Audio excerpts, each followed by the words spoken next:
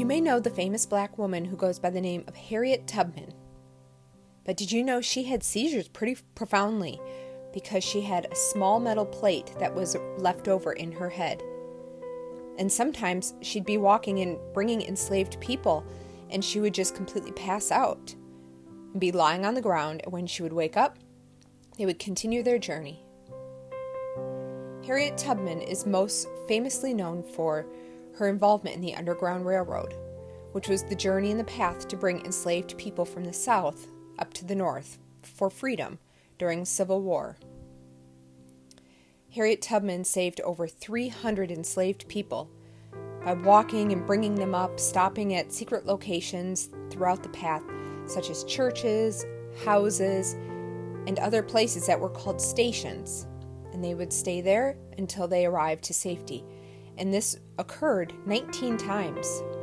So Harriet Tubman had seizures because of the metal piece that was in her head. When she was a teenager, she saw one enslaved person trying to escape the slave owner, and they threw a 2-pound lead weight to her head, and it impacted her head directly. She ended up getting a fracture in her skull, and a piece of that is stuck in her head, so she would receive terrible headaches, and as a result would also have seizures periodically. When she was trying to help the enslaved people, sometimes she would fall over, sleep for a while, and people knew about the injury in her head, and they knew about her seizures, so they would just wait patiently until she awoke, and then they could continue their endeavor. Sometimes enslaved people would want to escape while they were on the journey and would want to go back out of fear. And Harriet, she carried a small gun with her, and she would stick the gun to their head, and she would say, "You have 2 choices here. You run, you keep going, or you die now. That's it." Wow, what a strong woman.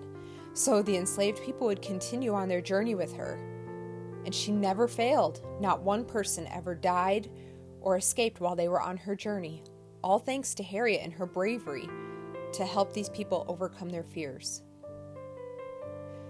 Upon the ending of the Civil War, Harriet had enough money saved up for herself that she ended up paying back to the community.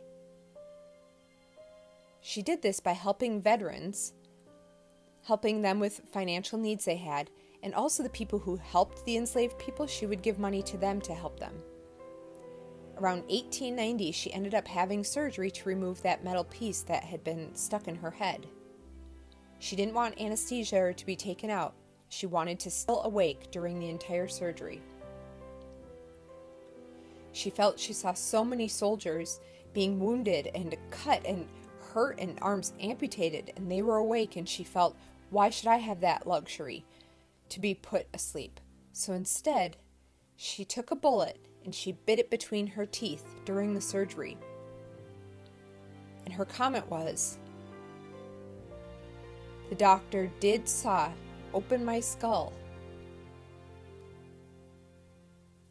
and I felt raised up, and I feel much more comfortable now."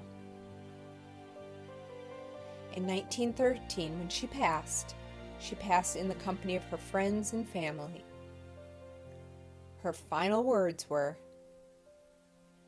"I'm going to prepare a place for all of you."